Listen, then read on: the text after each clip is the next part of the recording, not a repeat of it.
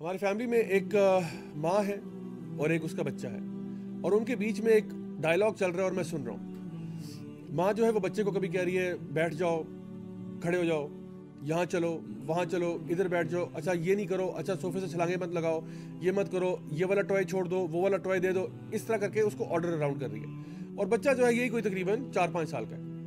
کچھ دیر کے بعد بچہ جب آرڈر سنتے سنتے اس نے ایک دم سے ماں کو کہا کہ کیوں؟ ماں نے جب اس کو کہا کہ یہ ٹوائے چھوڑ دو اور آرام سے یہاں کے بیٹھو، اس نے کہا کیوں؟ تو ماں نے کیا جواب دیا؟ ماں نے کہا میں تمہاری ماں ہوں اس لیے۔ آپ نے بھی سنا ہوگا اکثر ہماری مائیں یہ کہہ دیتی ہیں کہ جب ہم ان سے پوچھتے ہیں کہ وائی، تو کہتی ہے because I am your mom, that's why. ماں باپ کا بچے کے ساتھ اگر یہ رشتہ ہے تو سوچیے کہ بندے کا اللہ سے کیا رشتہ ہے۔ کیونکہ ماں باپ نے بچے کا خیال رکھا، اس کو پال پوس کے بڑا کیا، لیکن انہوں نے بچے کو اپنے ہاتھوں سے ڈیزائن نہیں کیا، انہوں نے بچے کو وہ سب کچھ عطا نہیں کیا جو کہ اللہ نے اس کو عطا کیا۔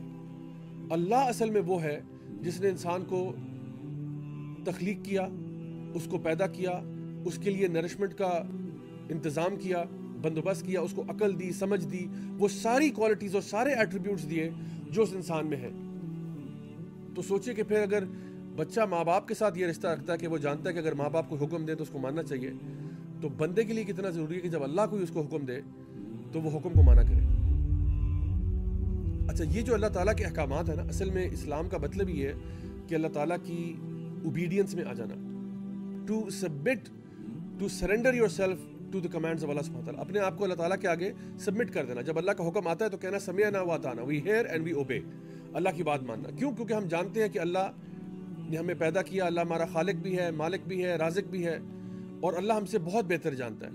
اللہ العلیم بھی ہے، الحکیم بھی ہے، جو بھی فیصلے اللہ تعالیٰ کے ہیں وہ ہمارے حق میں بہتر ہیں۔ اللہ ہماری ماں سے زیادہ محبت کرتا ہے۔ اللہ تعالیٰ چاہتا ہے کہ انسان جنت میں چلا جائے، پتہ نہیں انسان چاہتا ہے کہ نہیں چاہتا۔ تو اللہ سبحانہ تعالیٰ نے انسان کو پیدا کیا اور اس کو کچھ احکامات دیے۔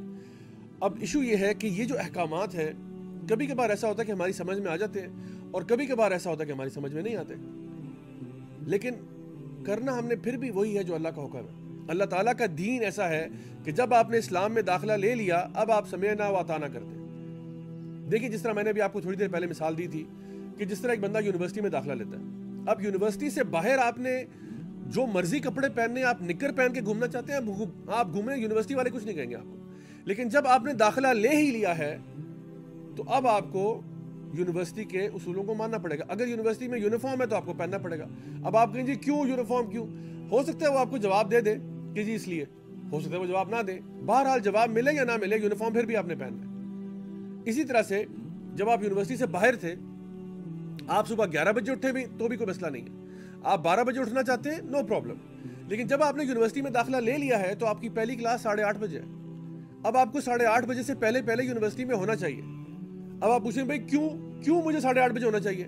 ہو سکتا ہے یونیورسٹی والے آپ کو جواب دے دیں کہ بھائی اس لیے، ہو سکتا ہے وہ جواب نہ دیں۔ جواب دیں یا نہ دیں، آپ نے پھر بھی 8:30 بجے آنا۔ اسلام بھی ایسا ہی ہے، آپ اسلام سے باہر ہیں، لا اکراہ فی الدین، there is no compulsion in religion. آپ اسلام سے باہر ہیں، کوئی آپ کو جبرن اسلام میں داخل نہیں کر سکتا۔ نہ وہ جو جبرن لے کے آ رہا ہے اس کو فائدہ ہو رہا ہے آپ کو جبرن لے کے آنے میں، اور نہ آپ کو فائدہ ہو رہا ہے، کیونکہ آپ دل سے تو مانتے ہی نہیں ہے بات کو۔ ایک بندہ جبرن مسلمان ہوتا ہے، اس کو کیا فائدہ ہو رہا ہے؟ وہ اندر سے تو مسلمان نہیں ہے، وہ اوپر سے ٹھیک ہے وہ بیچارہ مجبوری میں اس نے قبول کر لیا کیونکہ آپ نے اس کو گن پوائنٹ پہ اسلام قبول کروایا۔ تو یہ تو اسلام نہیں کہتا، لا اکراہ فی الدین، there is no compulsion in religion, because truth stands clear from falsehood. But once you have accepted Islam, once you have said ashhadu an la ilaha illallah wa ashhadu anna muhammadan abduhu wa rasuluh، جب آپ نے یہ جملہ بول دیا، یہ اقرار کر دیا کہ میں مانتا ہوں کہ اللہ ایک ہے، وحدہ لا شریک ہے، میں مانتا ہوں کہ نبی کریم صلی اللہ علیہ وسلم اللہ کے آخری نبی اور رسول ہیں، تو پھر آپ کو اللہ اور رسول کی اطاعت کرنی ہوگی۔ اب آپ یہ نہیں کہہ سکتے کہ نہیں I am a Muslim but don't judge me and don't، you can't say that now. The thing is now you have taken admission، آپ داخلہ لے چکے ہیں۔